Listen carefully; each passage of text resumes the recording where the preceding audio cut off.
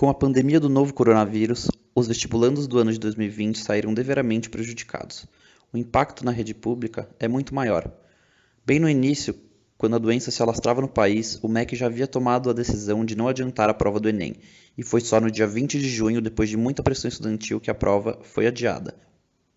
Por causa da pandemia, estados e municípios de todo o país suspenderam as aulas. Mesmo assim, o ex-ministro da Educação, Abraham Weintraub, se opôs à alteração do cronograma e criticou os gestores estaduais e municipais pelo que chamava de atitude precipitada de fechar escolas. Tudo bem? Estou aqui com o Alexandre, o presidente do INEP, que é o responsável por elaborar e aplicar o Enem que vocês vão fazer no final do ano. Conta aí, Alexandre, vai ter Enem ou não vai ter? Ministro, vai ter Enem. Cumprimos a primeira etapa, que foi o pedido de gratuidade, encerrado ontem. 3 milhões de pessoas fizeram seu pedido de gratuidade, 1 milhão de pedidos já foi deferido, os outros ainda estão sob análise, mas tudo correu com tranquilidade, ministro. Alguns governadores paralisaram completamente a atividade no estado e podem ter prejudicado alunos que têm direito à gratuidade. Não se preocupem. O presidente Bolsonaro e o MEC vão resolver isso por ofício. Nós iremos atender todo mundo que tem direito a ter a gratuidade do Enem, tá?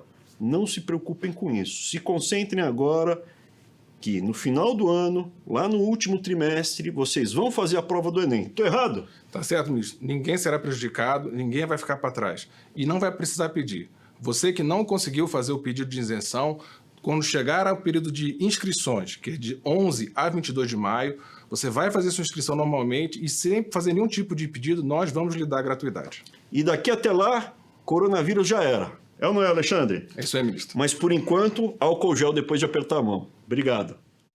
Apesar da insistiva do ex-ministro da Educação, o Enem só será aplicado em 17 e 24 de janeiro de 2021. Mesmo com a existência do coronavírus, mesmo o coronavírus chegando no Brasil, a gente tem das autoridades uma estimativa que essa doença vai atingir o pico, né? Lá, mês que vem ela vai atingir um pico. E julho, agosto, ela já está controlada. Essa é a estimativa das autoridades. Se isso se materializar, não vai impactar muito, né, os vestibulares. Não vai impactar praticamente nada, né? Porque a maioria dos vestibulares começa a acontecer depois de outubro. A gente tem a AFA que acontece antes. Então o aluno precisa ter consciência disso. Como podemos ver, a previsão era de pouco impacto.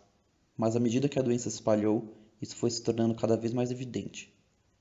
Uma pesquisa realizada pelo IPEA revelou que 6 milhões de estudantes no Brasil não têm acesso à internet. Então eu te pergunto, como eles vão se preparar para o vestibular? E se uma geração de novos profissionais fosse perdida? Médicos, enfermeiros, engenheiros, professores. Seria o melhor para o nosso país? A vida não pode parar, é preciso ir à luta, se reinventar, superar.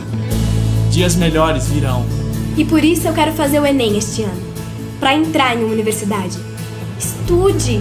De qualquer lugar, de diferentes formas, pelos livros, internet, com a ajuda à distância dos professores. Faça já a sua inscrição no Enem, de 11 a 22 de maio, pelo site enem.inep.gov.br. Além da prova em papel, este ano também terá o Enem digital, feito por computador em locais indicados pelo MEC. As provas serão no final do ano. Até lá, estude! Seu futuro já está aí! Ministério da Educação, Governo Federal, Pátria Amada Brasil.